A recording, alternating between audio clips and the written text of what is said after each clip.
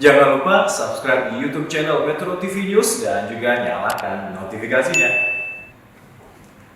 Rentetan kerumunan yang terjadi sejak kepulangan Rizik Syihab menjadi persoalan serius bagi upaya penanggulangan COVID-19. Selain bahaya kerumunan yang harus segera dilacak, kemungkinan terjadinya penularan COVID-19, lemahnya antisipasi dan penindakan terhadap kerumunan juga menjadi presiden terhadap kepatuhan publik akan protokol kesehatan. Upaya apa yang harus dilakukan untuk mencegah meluasnya dampak buruk rentetan kerumunan masa ini?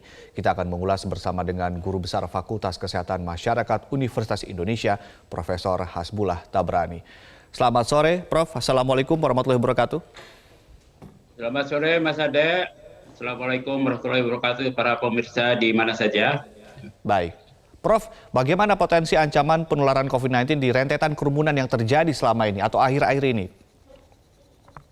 Ya, saya kira data-data historical telah jelas menunjukkan setiap kali setelah ada kerumunan, habis ada libur panjang, kita saksikan terjadi kenaikan kasus. Dan ini juga konsisten di negara manapun sama. Karena secara praktisnya memang virus ini menular dari orang ke orang dan dalam jarak dekat. Itu teori dan fakta ilmiah. Jadi kita harus lihatnya dari fakta ilmiah. Setiap ada kerumunan memungkinkan terjadi penularan yang lebih banyak. Apalagi kalau orang itu tidak menggunakan masker, tidak menjaga jarak. Yang saya lihat, saksikan di televisi, itu memang terjadi kerumunan yang jaraknya dekat, ada banyak yang tidak pakai masker. Ini bukan soal sensitivitas, soal agama. Mohon para umat Islam tidak mengambilnya sensitif, harus berpikir rasional karena agama Islam itu sangat rasional. Baik, agar kita rasional sebetulnya hitung-hitungannya bagaimana sih Prof? Satu orang bisa menulari berapa orang ketika ada orang yang positif di kerumunan sebanyak ini? Well, kalau kerumunan sebanyak itu, kalau ada orang 10 dalam jarak kurang dari 1 meter, tidak pakai masker, ya, dan satu orang ada di situ mempunyai virus, ya OTG, ya bisa menularkan ke 10 orang. Itu sederhananya, dan jarak 10 orang dalam kerumunan kan bisa terjadi. Dan kalau satu menularkan 10, kalau ada 10 bisa jadi 100. Nah, saya tidak bisa nilai berapa banyak yang akan terjadi di situ karena saya tidak tahu persis berapa banyak orang yang berkerumun, baik pada acara maulid atau acara apapun ya. Prof. Hasbullah, nanti kita akan lanjutkan perbincangan ini dan pemirsa tetaplah bersama kami. Prime Time News segera kembali. Kalau kita melihat Undang-Undang Nomor 12 tahun 2011 yang sudah diubah menjadi Undang-Undang Nomor 15 tahun 2019 tentang apa-apa itu ketentuan peraturan undang-undangan, di antaranya termasuk peraturan daerah dan peraturan kepala daerah. Itu masuk rejim ketentuan peraturan undang-undangan. Dan kalau itu dilanggar, sanksinya di antaranya dapat diberhentikan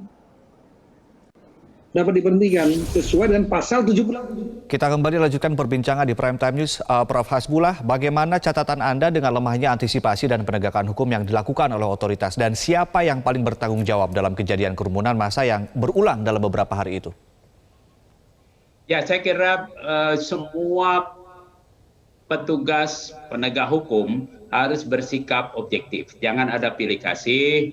Misalnya ini, wah mentang-mentang saya umat Islam biarin aja lah, nggak apa-apa, ini kan maulid, ini kan ini. Itu tidak boleh. Ya, tidak ada urusannya. Ini apakah ini upacara maulid, bahkan haji umroh aja dibatasi.